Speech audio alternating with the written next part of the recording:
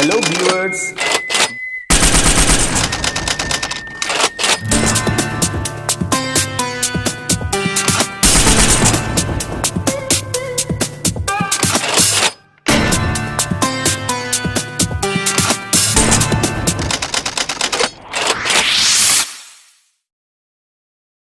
We will study chapter On the Face of It, written by Suzanne Hill. The theme of this chapter is that people with disability, they are alienated from the society. जो disabled लोग होते हैं या physically handicap लोग होते हैं, society उन्हें अपने से बहुत दूर कर देती है, एलिमिनेट कर देती है और उन्हें एक ऐसी लाइफ जीनी पड़ती है जहाँ पे वो कम्प्लीटली लोनली होते हैं, अकेले पड़ जाते हैं क्योंकि कोई उनका साथ नहीं देता, कोई उनके दुख को, खुशी को उनके साथ शेयर नहीं करता। लोग उनको इस निगाहों से देखते हैं कि वो डिसेबल्ड है, मतलब लोग उन्हें अपने से अलग मानते हैं और उनको फील कराते हैं, हर एक मोमेंट उनको ये एहसास दिलाते हैं कि उनके अंदर कुछ ना कुछ परेशानी है और वो नॉर्मल लोगों से अलग है। इस चैप्टर में हमारे जो कैरेक्टर्स हैं, we have two characters, one is mister Lamb and other is Derry. Mister Lamb, he is an old man, while Derry he is a young boy. इन दोनों को ही एक फिजिकल डिसेबिलिटी है। Mr. Lamb has got a tin leg, while Derry, he has got a half burnt face. Derry का half face जला हुआ है and that happened because of acid. एक बार एसिड डेरी के फेस पे स्पिल हो गया था जिसकी वजह से उनका फेस हाफ बर्न है। अब अगर मैं स्टोरी को स्टार्टिंग से बताऊँ तो मिस्टर लैम्ब ने tin leg, how did he happen to have a tin leg? Because he was in army and during war his real leg was blown off. उनका असली पैर जो था वो बॉम्ब की वजह से blown off हो गया था, तब से ही उनका एक नकली पैर है। तो जब उनके साथ ये इंसिडेंट हुआ उसके बाद से लोग उनको अपने से अलग मानने लगे। लोग उनको ये समझने लगे that he is not that person जिसे हम सोसाइटी में अपने साथ इंक्लूड कर सकते हैं। लोगों ने उनको बिल्कुल अलग छोड़ दिया।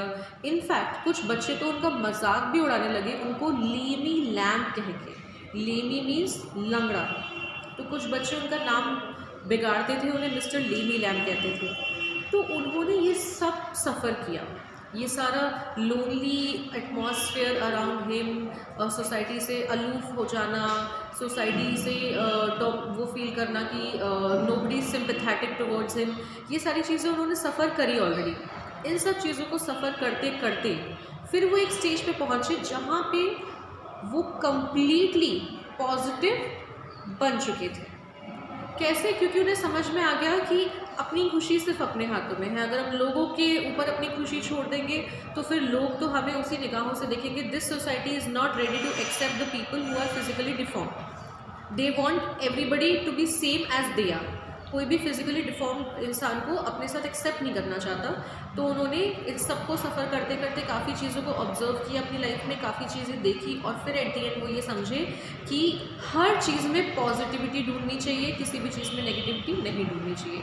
और उन्होंने अपनी लाइफ को एक्सेप्ट कर लिया, हर किसी से वो बातें करते थे और सब में खुशी ढूंढने की कोशिश करते थे। लेकिन डेरी अभी एक बहुत ही छोटा बॉय है, he is just of 13 years और 13 और 14 ईयर्स, तो वो अभी इन चीज़ों को नहीं समझा है। He has a highly negative mindset, क्योंकि लोग उनको हाफ बर्न फेस की वजह से एक ऐसी निगाहों से देखते हैं। लोगों को डर लगता है डेरी को देखकर, लोगों को लगता है कि इससे बात नहीं कर सकते, लोग डर जाते हैं उसका चेहरा देखकर, सब लोग उससे दूर जाने की कोशिश करते हैं। ये सब चीज़ें देख देख कर, लोगों का एटीट्यूड अपने प्रति देख देख कर डेरी के अंदर बहुत ही नेगेटिविटी डेवलप हो गई है और इसीलिए उसे किसी भी तरीके का इंसान बिल्कुल नहीं पसंद। He doesn't like being near any people.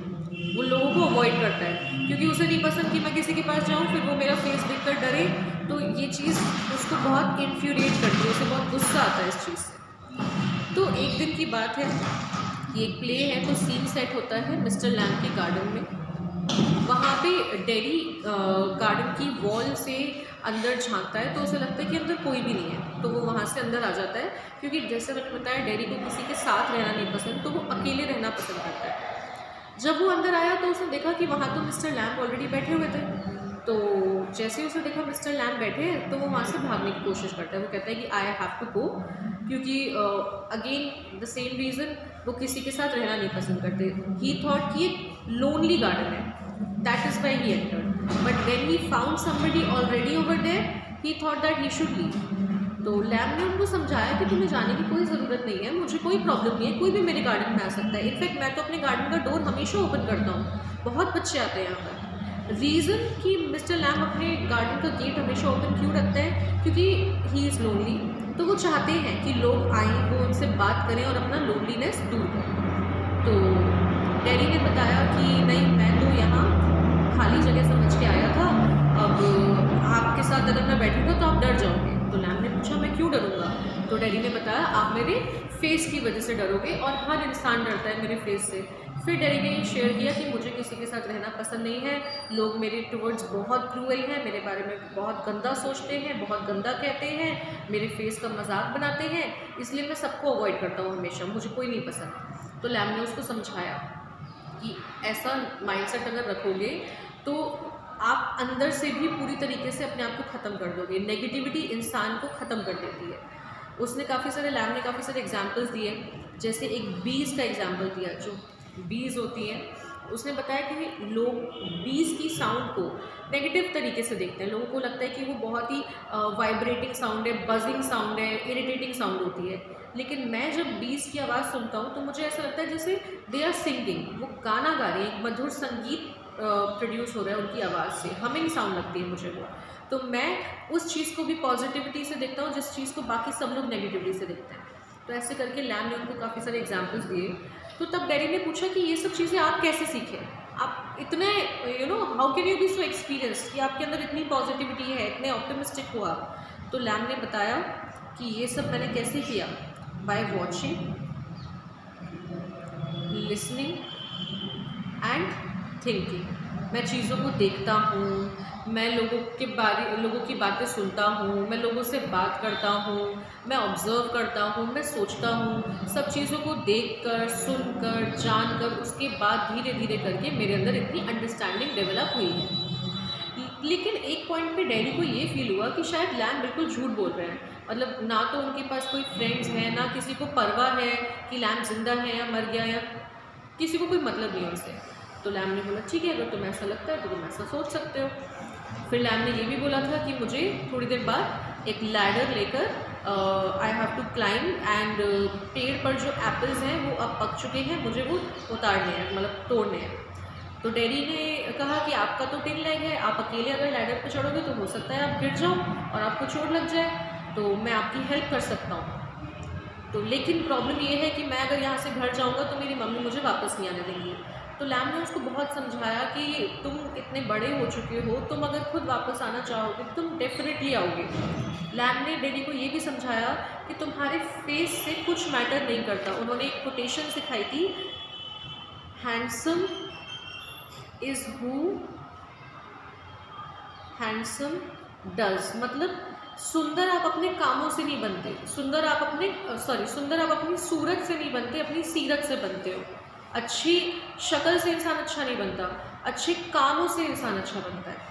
अगर आपका फेस हाफ बर्ड भी है तो भी आपके पास 2 हाथ हैं, 2 पैर हैं, 2 आँखें हैं, दिमाग है, आप जीवन में जो चाहे वो अचीव कर सकते हो। ये बातें डैडी से आज तक कभी किसी ने नहीं कही थी। डैडी को तो हमेशा लोगों ने यही शो किया था कि वो ज़िंदगी में कभी कुछ नहीं कर सकता, सिर्फ इसलिए क्योंकि उसका फेस बर्ड है।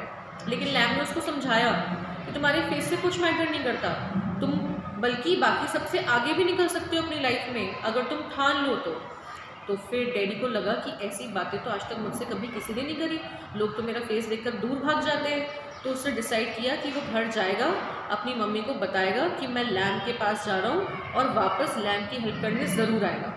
तो वो अपनी मम्मी के पास गया, उसकी मम्मी ने रिफ्यूज़ कर दिया कि नहीं तुम बिल्कुल नहीं जाओगे उनके पास, मैं जानती हूँ उनके बारे में, लोग उनके बारे में बहुत नेगेटिव ओपिनियन देते हैं। अच्छा, सोसाइटी लैम्ब के बारे में नेगेटिव ओपिनियन इसलिए रखती है क्योंकि वो डिसेबल्ड है और सोसाइटी डिसेबल्ड लोगों को एक्सेप्ट नहीं करती अपने साथ। लेकिन अब डैडी का माइंडसेट इतना चेंज हो चुका है कि उसने अपनी मम्मी को बोला कि नहीं, मैं उस इंसान के पास जाऊंगा, क्योंकि जिस तरीके से उन्होंने मुझे ट्रीट किया है, मुझे उस तरीके से आज तक कभी किसी ने ट्रीट नहीं किया। जो मोटिवेशन मुझे उनसे मिल रहा है वो मुझे आज तक कभी नहीं मिला, और मैं उनके पास जाके अपने आप को बदलना चाहता हूँ। और यहाँ पे डैडी ऑलमोस्ट बदल भी चुका था, क्योंकि उसने अपनी मम्मी से ये बोला कि मैं जैसा दिखता हूँ उससे कुछ मैटर नहीं करता, मैं क्या चाहता हूँ सिर्फ वो मैटर करता है। अब तक उसे ये लगता था कि मेरे फेस से बहुत फ़र्क पड़ता है, लेकिन अब उसे लगा कि मेरे फेस से कोई फ़र्क नहीं पड़ता।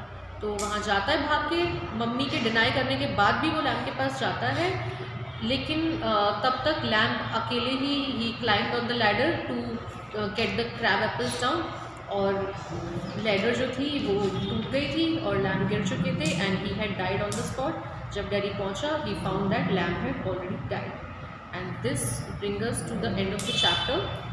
बट जो मोरल हमें इस चैप्टर से मिलता है वो ये मिलता है that if society is not being so harsh towards the people who are suffering from any kind of deformity, then they will also feel कि हाँ, हम खुलकर इस वर्ल्ड में सबके साथ रह सकते हैं और उन्हें अपनी डिसेबिलिटी का कोई गम नहीं होगा। हमें उनके साथ फेयर ट्रीटमेंट करना है, नॉर्मल ट्रीटमेंट करना है, उनको ये शो नहीं करना है कि वो किसी भी तरीके से डिफॉर्म है।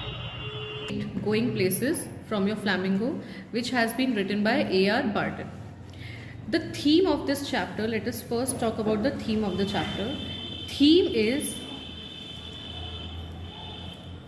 adult, or we can say teenage fantasizing. जैसे हम टीनेज में आते हैं तो हम चीज़ों को फैंटेसाइज करने लगते हैं, मतलब चीज़ों को इमेजिन करने लगते हैं और हीरो वर्शिप करने लगते हैं। हीरो वर्शिप मतलब कोई ना कोई एक हमारे माइंड में एक आइडियल कैरेक्टर होता है जिसे हम टीवी पे या न्यूज़ में देखते हैं और हम उसके बारे में उसको इतना अडोर करने लगते हैं, एडमायर करने लगते हैं that we start imagining things about that person. उसी के बारे में हम सोचते रहते हैं और इसी वजह से कई बार हम गलत डिसीजन ले लेते हैं। जो हमारा मेन कैरेक्टर है in this chapter, she is a girl whose name is Sophie. She is a teenager and she is giving us a good example कि कैसे लोग हीरो वर्शिप के पीछे पागल हो जाते हैं और कैसे टीनेजर्स जो है वो अपने फैंटेसी वर्ल्ड में ही खोते रहते हैं। डे ड्रीमिंग जिसे हम बोलते हैं, टीनेजर्स डे ड्रीमिंग में बहुत ज़्यादा इन्वॉल्व होते हैं और वो रियलिटी भूल जाते हैं। तो सोफ़ी एक फुटबॉल प्लेयर है जिसका नाम है डैनी कैसी, उनको बहुत ज़्यादा एडमायर करती है। डैनी कैसी एक आयरिश फुटबॉल प्लेयर हैं और सोफ़ी को डैनी कैसी एज अ फुटबॉल प्लेयर बहुत पसंद है एंड शी एडमायर्स डैनी कैसी अ लॉट। तो सोफ़ी, जैसे मैंने बताया कि वो बिल्कुल भी प्रैक्टिकल माइंडेड गर्ल नहीं है, वो डे ड्रीमिंग में बहुत ज़्यादा बिलीव करती है। तो वो ये इमेजिन करती है कि जब स्कूल उसका कंप्लीट हो जाएगा, she will open her boutique, वो अपना एक बुटीक शॉप होगी, वो पूरे सिटी में सबसे अमेजिंग शॉप होगी। But problem is that Sophie belongs to a middle class family और उनके पास इतना पैसा नहीं है that she will open a very good boutique. तो सोफ़ी की एक फ्रेंड है जिसका नाम है जैंसी। वो एक बहुत ही प्रैक्टिकल टाइप गर्ल है। जैंसी को पता है रियलिटी क्या है, उसे पता है हमारे पेरेंट्स के पास इतना मनी नहीं है एंड शी नोज़ कि एक बार स्कूल कंप्लीट हो जाए तो हम दोनों की डेस्टिनी में यही लिखा है कि हम एक बिस्किट फैक्ट्री में काम कर सकते हैं, उससे ज़्यादा हम कुछ नहीं कर पाएंगे। वो चाहती है कि काश सोफ़ी भी इस बातों को समझ पाती, लेकिन सोफ़ी बहुत सारे अजम्पशंस लगाती है कि मैं बुटीक ओपन करूँगी या फिर मैं एक्ट्रेस बनूँगी या फिर मैं फ़ैशन डिज़ाइनिंग करूँगी। और सोफ़ी की इन सब बातों से उसके घर वाले भी बहुत परेशान हैं एंड नोबडी बिलीव्स हर। सबको पता है कि ये बस अपने मन में बातें बनाती है, कोई उसकी बातों पे भरोसा नहीं करता। तो सोफ़ी का जो सीक्रेट कीपर है, जिसके साथ वो अपने सारे सीक्रेट्स शेयर करती है, वो है उसका एल्डर ब्रदर जिसका नाम है जॉफ। जॉफ सोफ़ी का एल्डर ब्रदर है, वो उसके साथ अपने सारे सीक्रेट शेयर करती है। और जॉफ इज़ एन अप्रेंटिस मैकेनिक, मतलब उसने अभी अभी अपनी स्टडी कंप्लीट करी है और एज एन असिस्टेंट मैकेनिक वो वर्क करता है और कभी कभी अपने काम के सिलसिले में वो काफ़ी दूर दूर जगहों पर जाता भी है, जिसके बारे में सोफ़ी को कुछ नहीं पता, क्योंकि जॉफ एक ऐसा इंसान है जो ज़्यादा किसी से बात नहीं करता। और क्योंकि सोफ़ी को पता नहीं है कि जॉफ कहाँ जाता है, तो उसके माइंड में एक इमेजिनेशन आती है कि मेरा भाई बहुत अच्छी जगहों पे जाता होता और काश वो कभी मुझे भी अपने साथ ले जाए। तो सोफ़ी अपना एक सीक्रेट शेयर करती है जॉफ के साथ और वो उसको ये बताती है कि मैं डैनी कैसी से मिली थी। जॉफ को इस बात पे यकीन नहीं हुआ। उसने पूछा कब, कहाँ, कैसे, तो उसने बताया कि मैं उससे मिली थी रॉयसेस विंडो पे। Now Royce's is the name of a shop, एक शॉप है, उसके बाहर सोफ़ी खड़ी थी और वो कहती है कि जैसे ही मैं पीछे मुड़ी तो मैंने देखा मेरे सामने डैनी कैसी थे और मैंने उनसे ऑटोग्राफ मांगा तो उनके पास ना तो पेन था, ना पेपर था, ना मेरे पास था। मैंने उनके खेल की तारीफ़ करी, मैंने बोला that you are a very good player. मैं और मेरे पेरेंट्स, मेरी फैमिली मेम्बर्स सब आपका मैच देखने एवरी सैटरडे जाते हैं। तो डैनी ने बहुत मतलब he was feeling very shy और उसने मुझे थैंक यू वगैरह बोला। प्लस वो ये भी बताती है कि डैनी ने मुझे कहा कि नेक्स्ट वीक अगर तुम मुझे मिलती हो तो तब मैं पेन और पेपर ले आऊँगा और तुम्हें ऑटोग्राफ दे दूँगा। तो मतलब उसने ये भी बताया कि मैं उससे मिली थी, प्लस ये भी बताया कि मैं उससे नेक्स्ट टाइम भी मिलने वाली हूँ। And जॉफ did not believe in हर। जॉफ को पता था that this is nothing but only her imagination, लेकिन उसने उसको ऐसा शो किया दैट हाँ मैं यकीन कर रहा हूँ तुम्हारी बात पे। उसके बाद सोफ़ी का जब नेक्स्ट मीटिंग का वक्त आता है, वो जाती है उस प्लेस पर जहाँ पे इनका डिसाइड हुआ था। वो एक लोनली प्लेस थी, apart, very away from the city life. शहर के शोर शराबे से बहुत दूर एक गार्डन था जहाँ पे वो वेट कर रही थी डैनी कैसी के आने का। बट जैसे मैंने बताया कि ऐसा कुछ नहीं हुआ था, it was all her imagination. तो ऑब्वियस है कि डैनी कैसी नहीं आएगा।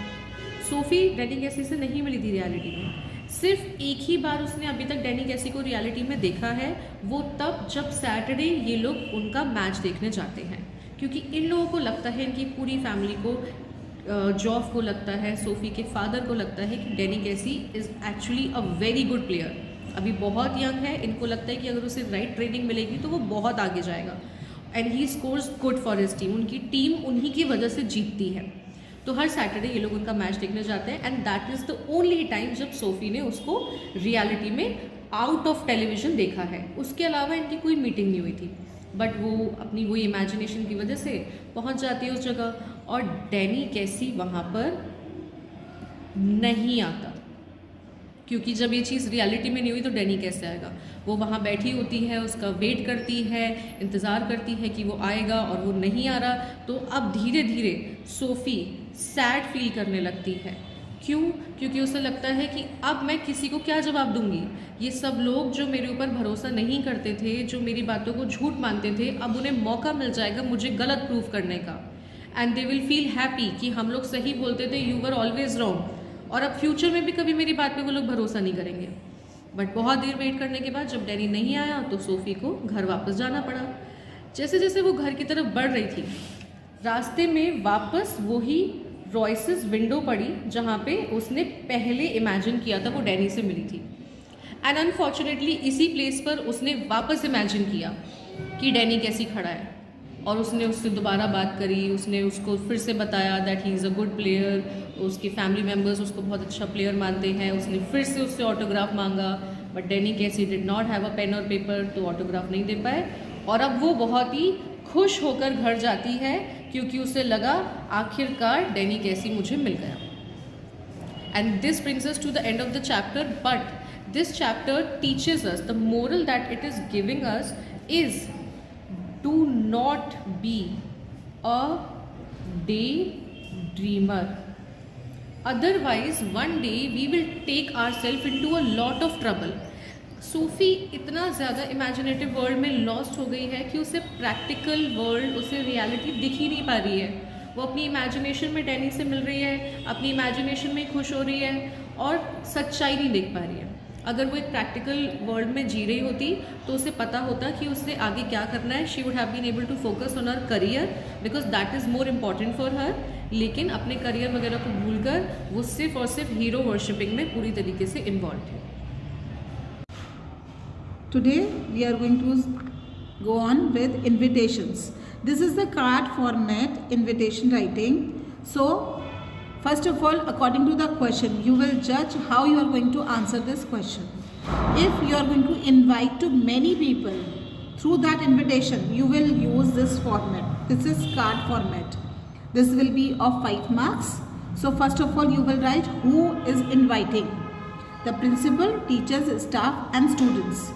Again, I would like to tell you that this will be according to the question asked to you.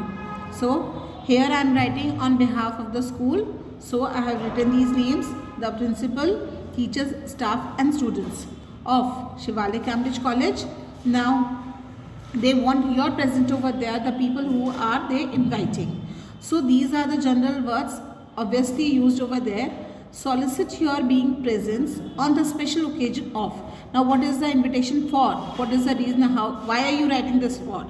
Annual prize day on. Obviously date and day will be mentioned very neatly over there. I have left some spaces. I have put this in a box so that it is very neatly visible. Actually, you must have seen through many cards, invitation cards, in which these details are written like this. So just follow this and leave the spaces behind to make it very neat and attractive. So here date and day is written over here. At the place, the venue, it will be the college auditorium. Now the time is written 6 p.m. onwards. Again, who will be the chief guest, or you may say the main dignitary persons invited from the school authorities. Here I have written a general name, Mr. Rajat Pathak, DC. He is on this post, okay, has kindly consented to be the chief guest and given the prizes to the students. He is going to give away the prizes for this annual prize day. RSVP principal, RSVP, again I would like to tell you, reply please. RSVP is the full form for reply please. Actually it is a French word used for this, respondus s'il plate. In short, in English you can understand it or for please answer or reply please. So whom we are going to reply if we have any query or we want to ask anything? To the principal. Again the name will come of the principal and the city. So here I can obviously write Agra. Now the contact number. How we are going to contact her? Here the details will come and we are going to close it and put it in a box neatly. Now students, moving on further. Here is the letter format. This is a reply to the invitation. So invitation was given to by the principal. So she is now getting a reply. The principal, Shivalik Cambridge College. This is the receiver's address. Dear ma'am, now you have written to her, and the subject you have written for accepting the invitation. So this is the acceptance of invitation. Now I am writing on behalf of an invitation. So I feel honored to receive your kind invitation to preside over as a judge at the event of English allocution to be held in your school. I confirm my acceptance for the same and will make sure that I am present there at the scheduled date and time. Yours sincerely, leaving a line over here and your name. Right now I must like to tell you one more thing. If you are invited for this occasion, like Mr. Rajat Pathak was invited, through a personal letter he will be invited by the principal. So here if Rajat Pathak is accepting the invitation to be the chief guest of annual prize day, only the difference will come. He is going to write, dear ma'am, acceptance of the invitation. Instead of English allocation, prize day, annual prize day will come and he will be here to give away the prizes. So like this you may change your answer accordingly, according to the question. This is a letter format, you may follow this. Again this answer will be of 5 marks. You are not required to place it in a box. It may be written simply like this only. Thank you. Okay, so we are going to study chapter 8, Going Places, from your Flamingo, which has been written by A.R. Barton. The theme of this chapter, let us first talk about the theme of the chapter. Theme is adult, or we can say teenage fantasizing. जैसे हम teenage में आते हैं तो हम चीज़ों को fantasise करने लगते हैं, मतलब चीज़ों को इमेजिन करने लगते हैं और हीरो वर्शिप करने लगते हैं। हीरो वर्शिप मतलब कोई ना कोई एक हमारे माइंड में एक आइडियल कैरेक्टर होता है जिसे हम टीवी पे या न्यूज़ में देखते हैं और हम उसके बारे में उसको इतना अडोर करने लगते हैं, एडमायर करने लगते हैं that we start imagining things about that person. उसी के बारे में हम सोचते रहते हैं और इसी वजह से कई बार हम गलत डिसीजन ले लेते हैं। जो हमारा मेन कैरेक्टर है in this chapter, she is a girl whose name is Sophie. She is a teenager and she is giving us a good example कि कैसे लोग हीरो वर्शिप के पीछे पागल हो जाते हैं और कैसे टीनेजर्स जो है वो अपने फैंटेसी वर्ल्ड में ही खोते रहते हैं। डे ड्रीमिंग जिसे हम बोलते हैं, टीनेजर्स डे ड्रीमिंग में बहुत ज़्यादा इन्वॉल्व होते हैं और वो रियलिटी भूल जाते हैं। तो सोफ़ी एक फुटबॉल प्लेयर है जिसका नाम है डैनी कैसी।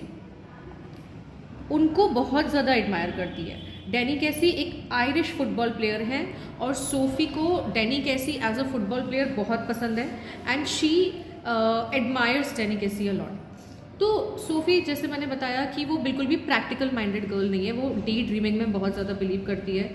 तो वो ये इमेजिन करती है कि जब स्कूल उसका कंप्लीट हो जाएगा she will open her boutique, वो अपना एक बुटीक शॉप होगी, वो पूरे सिटी में सबसे अमेजिंग शॉप होगी। But problem is that Sophie belongs to a middle class family और उनके पास इतना पैसा नहीं है that she will open a very good boutique. तो सोफ़ी की एक फ्रेंड है जिसका नाम है जैंसी।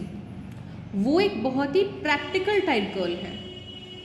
जैंसी को पता है रियलिटी क्या है, उसे पता है हमारे पेरेंट्स के पास इतना मनी नहीं है एंड शी नोज़ कि एक बार स्कूल कंप्लीट हो जाए तो हम दोनों की डेस्टिनी में यही लिखा है कि हम एक बिस्किट फैक्ट्री में काम कर सकते हैं, उससे ज़्यादा हम कुछ नहीं कर पाएंगे।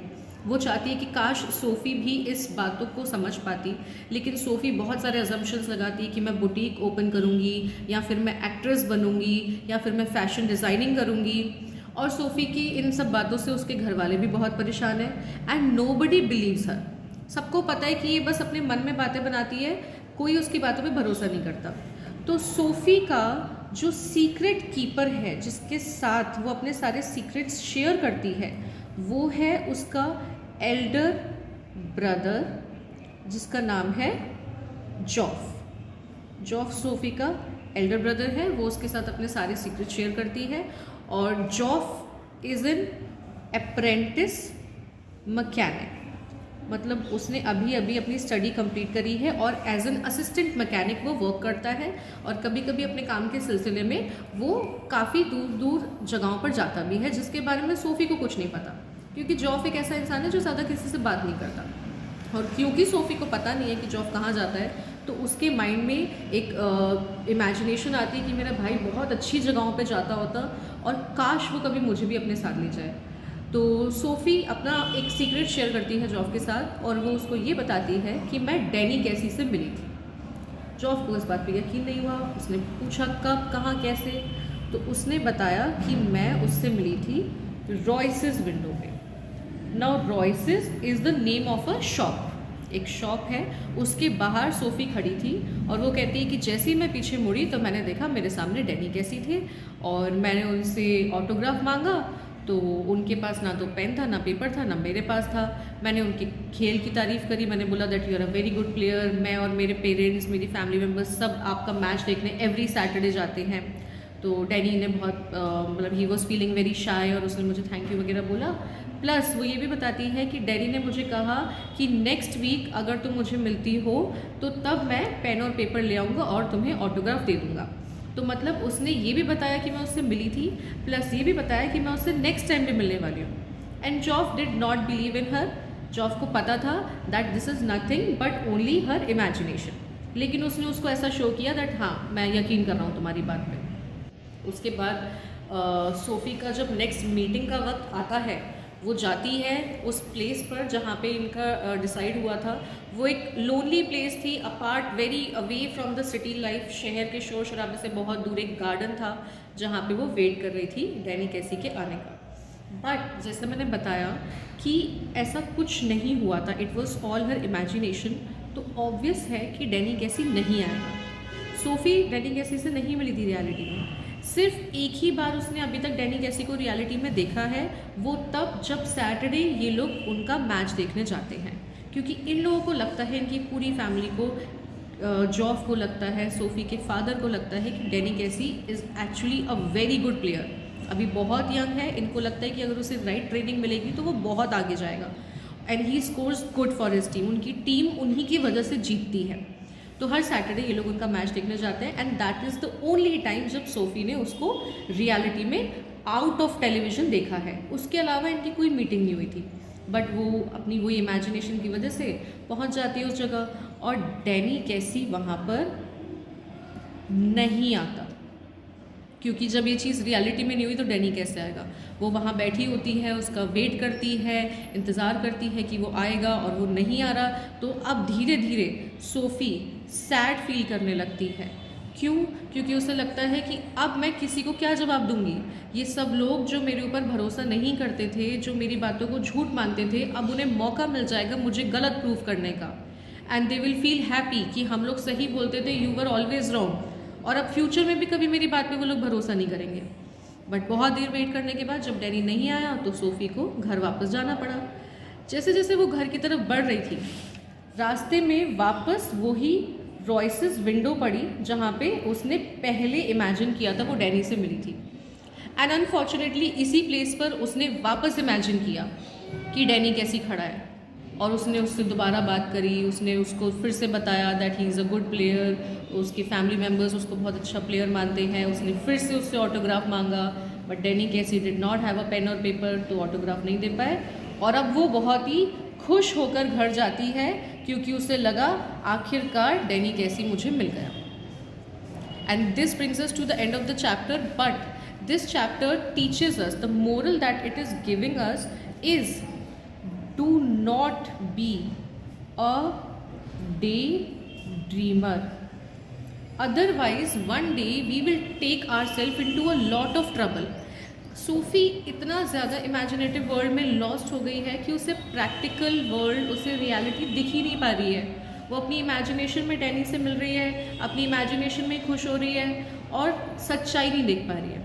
अगर वो एक प्रैक्टिकल वर्ल्ड में जी रही होती तो उसे पता होता कि उसे आगे क्या करना है। She would have been able to focus on her career because that is more important for her. लेकिन अपने करियर वगैरह को भूलकर वो सिर्फ और सिर्फ हीरो वर्शिपिंग में पूरी तरीके से इन्वॉल्व है। Now today we will study chapter 3 from Vistas which is journey to the end of the earth, written by Tishani Doshi. Tishani Doshi is a South Indian girl or lady we can say, who is traveling to Antarctica. Antarctica is the coldest, windiest and driest continent on this planet. So she is going to Antarctica, and how she is going? She is going in a Russian research vessel जिसका नाम है academic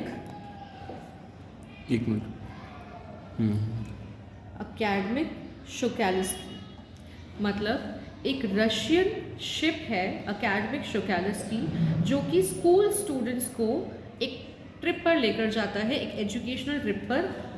कौन सी जगह पर? Antarctica में।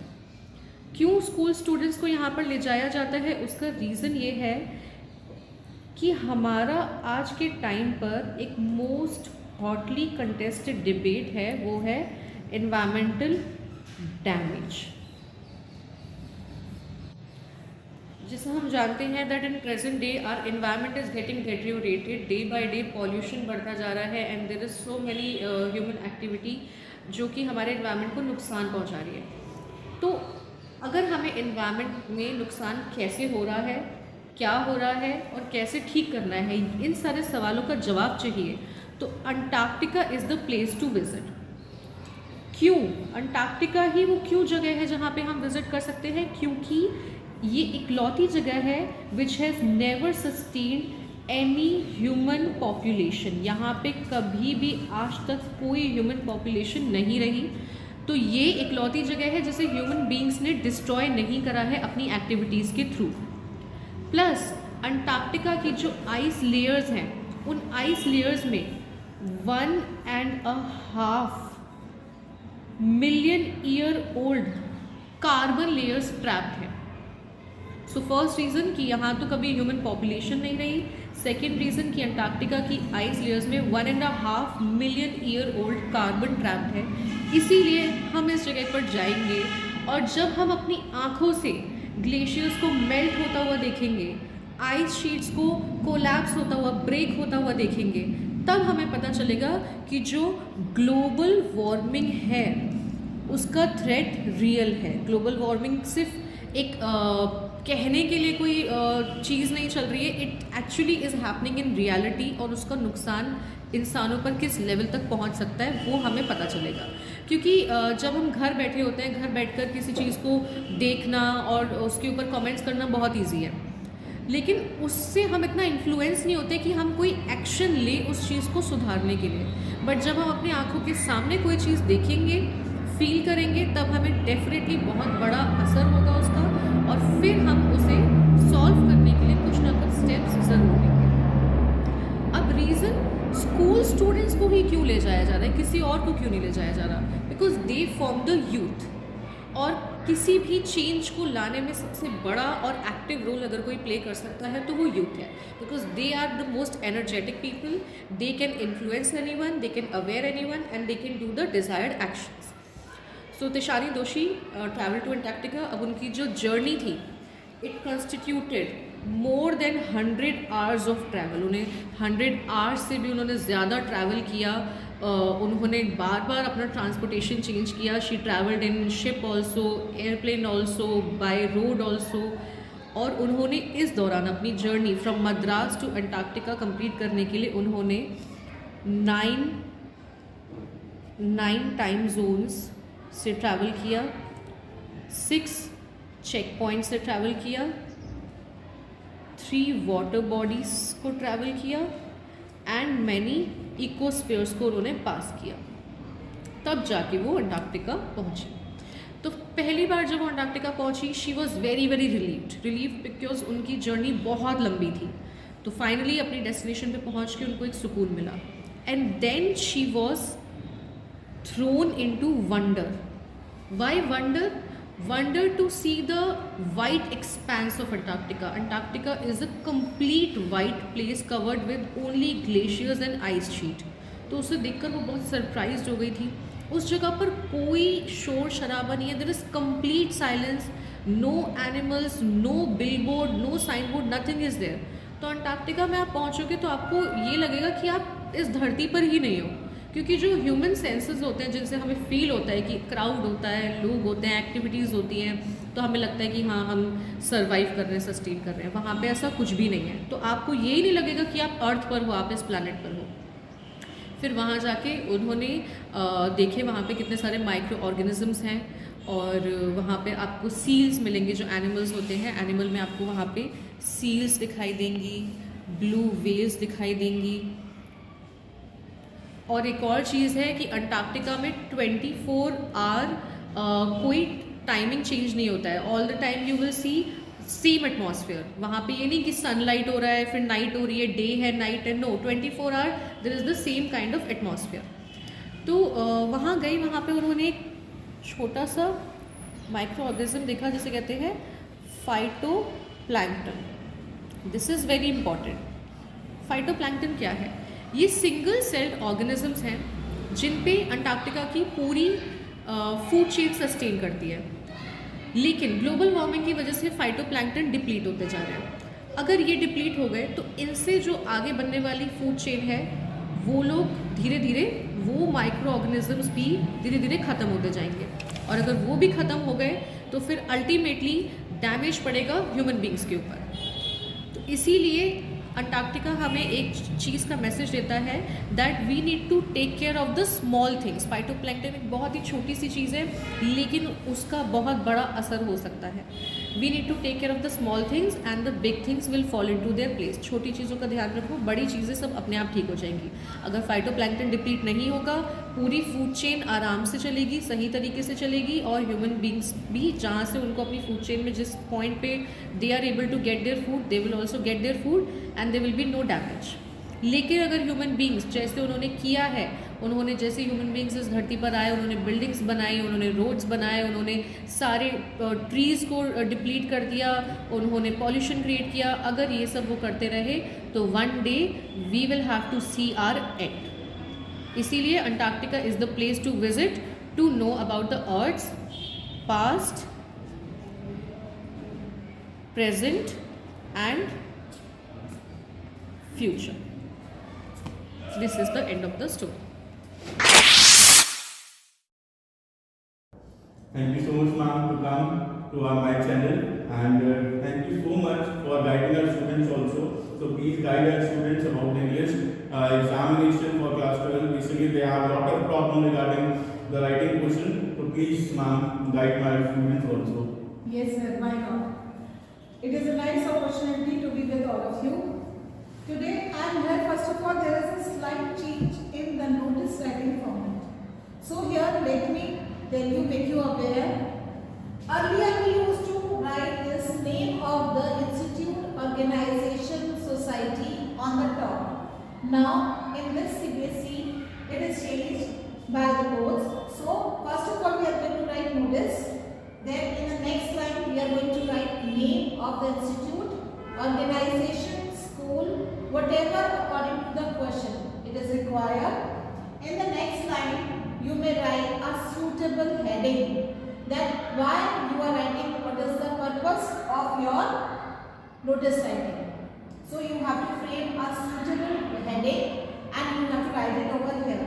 Now in the next line you may write down date. Here there is an option, you may leave a line also over here, or you may straight away write down the date. D-A-T-A will not be written over there, straight away write down the date, like I have written today's date. So now moving ahead with the content writing, body of the format, you should adhere to 50 words word limit. So from here it is counted till the paragraph, the portion you are writing, giving the appropriate information. Okay, that why you are writing this. Over here, content including all major details. What is the purpose of writing? Means heading you have written, but all the details will come over here.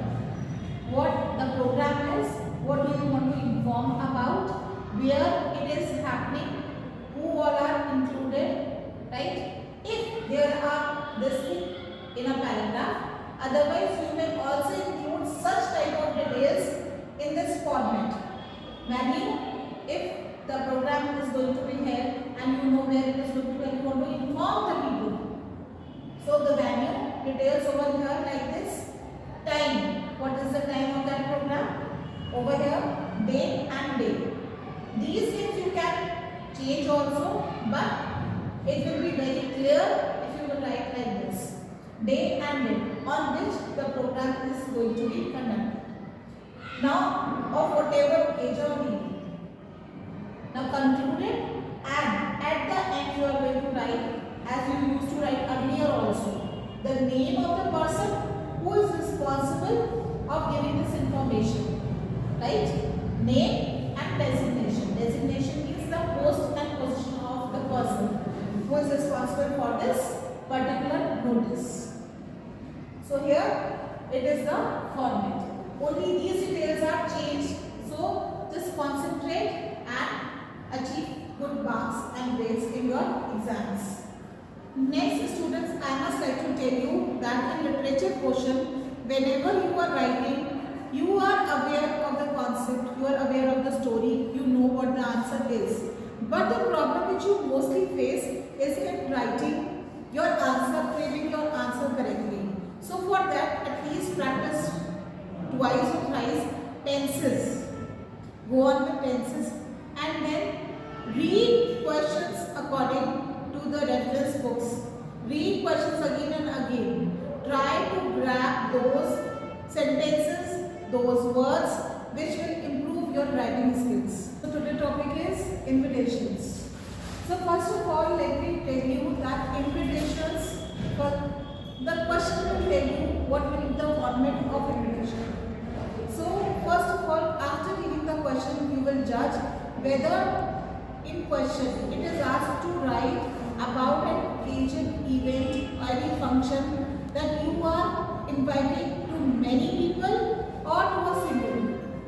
If it is in the reply also, so reply obviously one person will give. It will be in a format of letter format. So don't get confused.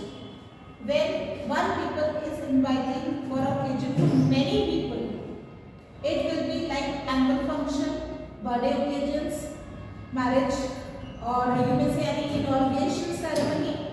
This will be in card format. You will make a box. You will write the details who is calling to who all. Next, when we are going for reply, obviously one person is replying on his own behalf, so that will be in the letter format. Now, if I am inviting on behalf of my school to a special dignitary, right? Only one person is invited over here, so it is a different thing that I am going to write a formal letter on the school letterhead and invite that person personally. I am not going to get a card printed for that person until and unless he or she accepts the invitation. After that, like in annual function, chief guests are invited. So until and unless they approve, they grant their permission, they reply us, we are not going to print their name on the card. So this is the difference, that when one-to-one person personally is called, then a letter format will be used. But when one person is inviting for any occasion, function, on behalf of any event to many people, and the program, chief guest and everything is fixed, then we are going to use the card format. I hope so. This information is clear, and the word limit we have to adhere again to 50 words. Thank you.